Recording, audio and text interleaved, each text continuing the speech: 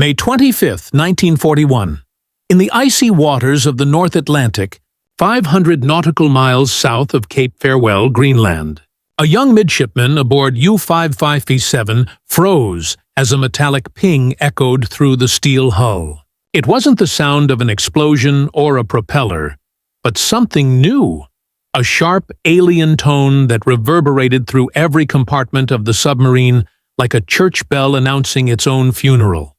That single ping marked the moment the German U-boat force realized the ocean was no longer their sanctuary.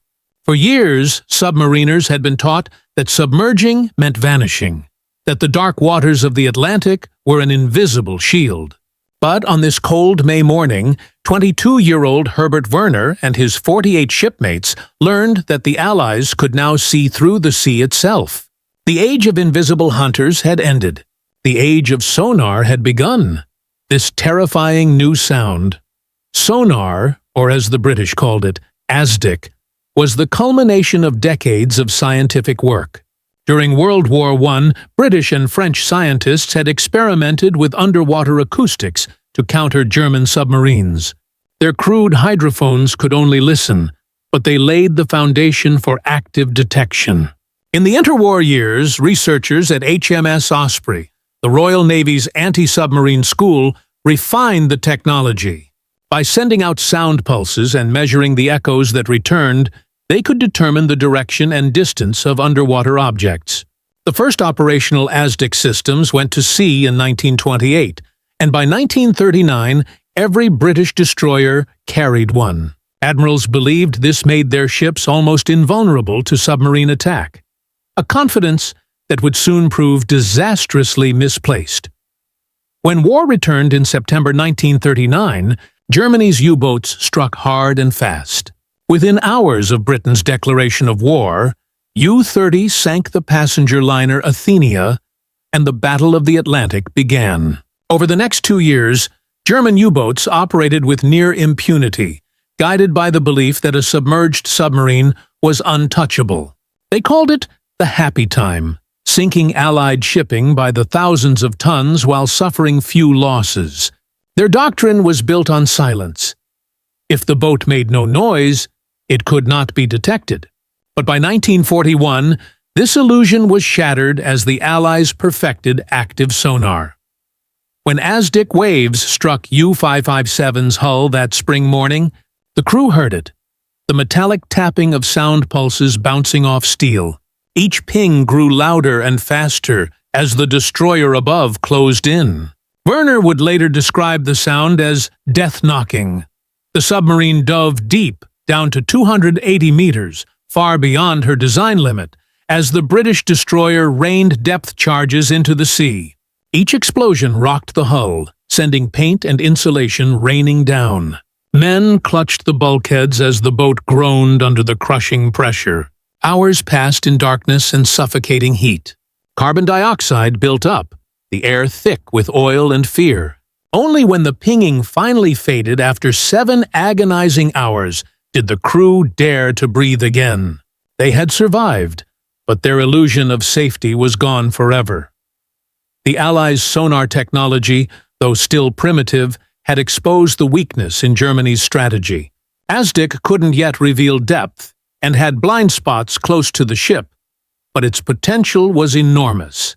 The British and Americans, sharing technology through an unprecedented wartime alliance, improved the system dramatically. British ASDIC became American sonar, and mass production transformed it from a specialized device into a standard weapon. New transducers, rotating mounts, and steel domes allowed faster scanning and higher speeds. Dual-frequency systems extended range and accuracy, and in 1943, the revolutionary Type 147 set could even track submarines in 3 dimensions: bearing, range, and depth. For the first time in history, ships could hunt submarines with mathematical precision. German commanders realized too late what was happening. By 1942, U-boats that had once disappeared into the deep found themselves tracked for hours. ASDIC operators could follow their every move, adjusting depth charges to explode at exact depths. The effect on U-boat crews was devastating. The relentless pinging echoed through steel and bone alike. There was no escaping the sound. Men stuffed cotton in their ears, prayed in silence, and counted the seconds between pings and explosions. Diaries from the period describe terror bordering on madness. Men trembling uncontrollably, unable to eat or sleep, haunted by the sound that announced their doom. The technological war escalated quickly. In 1943, as Allied shipyards churned out hundreds of new escorts, all equipped with advanced sonar, radar, and Huff-Duff radio triangulation, the U-boats were overwhelmed. Long-range Liberator aircraft closed the mid-Atlantic gap, deploying radar and sonobuoys to track submarines from above. The Allies now hunted in coordinated sea-air networks where every movement, transmission, or periscope breach could spell disaster for a submarine. In March 1943, Admiral Dönitz's wolf packs came dangerously close to cutting Britain's Atlantic supply line. But it was their final triumph. 2 months later, Black May saw the destruction of 41 Bundentrieder Tutin Sandwines U-boats in just 3 weeks, a quarter of Germany's entire operational fleet.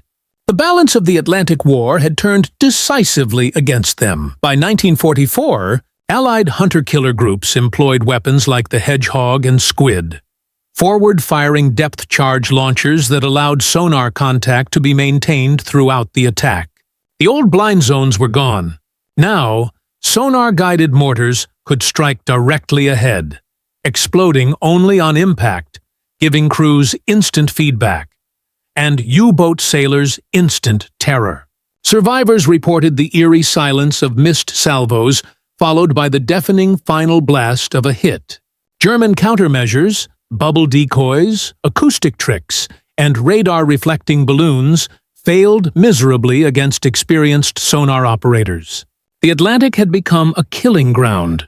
Herbert Werner himself would return to command his own submarine, U-415, in 1943. His memoir Iron Coffins recounts patrols where sonar contact lasted for entire days, the pinging never ceasing, the pressure hull creaking as if alive. Each new attack brought fresh cracks, new leaks, and the same suffocating fear. "We had become targets in a shooting gallery," he wrote. There was no sanctuary left. When U-415 was finally destroyed in 1944, Werner survived only because he happened to be ashore. His survival was rare. By war's end, 75% of Germany's 40,000 U-boat sailors were dead. From that first eerie ping in May 1941 to the final days of the Battle of the Atlantic, sonar transformed warfare beneath the waves. It turned predators into prey, and changed the ocean from a sanctuary into a transparent battlefield. The sound that once haunted Herbert Werner and his crew became the symbol of a new kind of war. One fought not with sight or fire, but with sound.